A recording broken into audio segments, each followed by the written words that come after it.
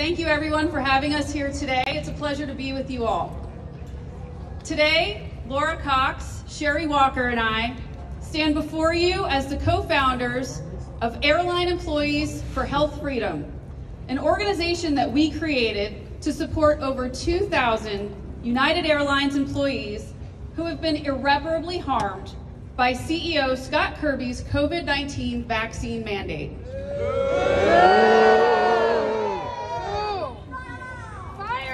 The discrimination and retaliation suffered by these faithful employees is a prime example of the detriment mandates pose to families and economies. Very kind of you.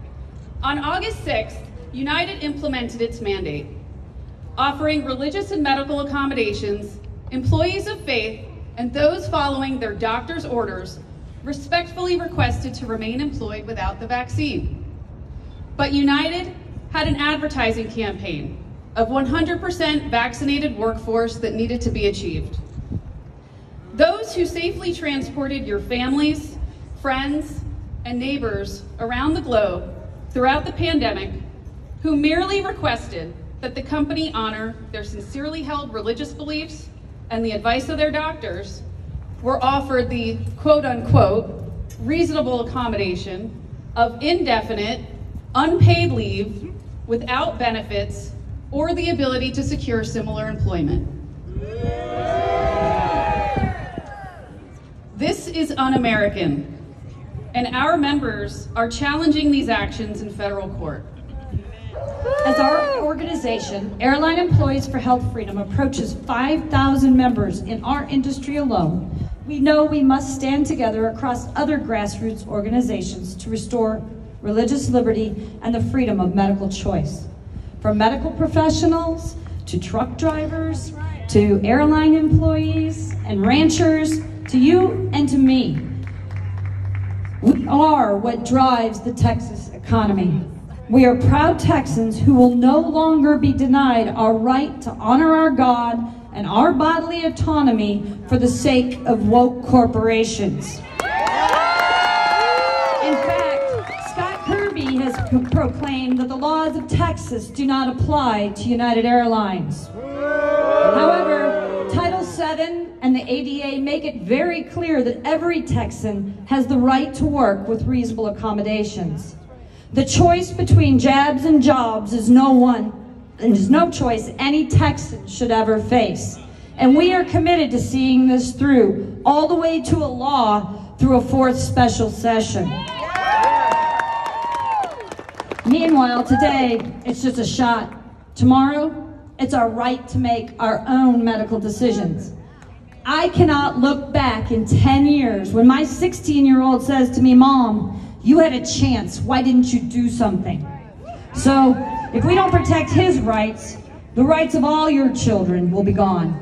Instead, right here today, just as another great Texan did 186 years ago at the Alamo, I am drawing a line in the sand. No employer will ever make me forsake my God or my body. This crisis of conscience cannot stand, not in Texas and not in these United States.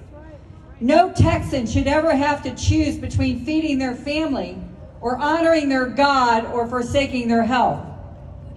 As our case works its way through the courts, we look to the appellate court for resolution. At the same time, we are putting Austin on notice. Stop the abuse of power. Stop allowing corporations to violate Title VII. Stop the farcical one-size-fits-all mandates.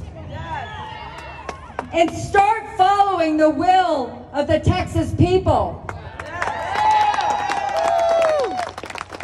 And if they won't do the job, then we will find Texans who will.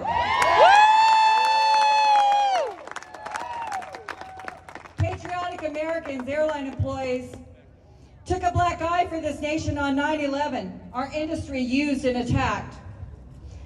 You, our passengers, Americans all, returned to the skies unafraid. And we fought a war to make sure that we were free from the terror wrought that day.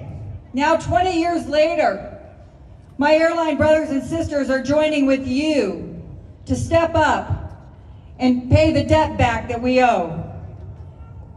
To lead the charge for liberty and to defend religious freedom once and for all. To win this fight, we have to join our leadership and our voices together. Stand with us as we stand with you, one voice, under this glorious Texas sky today.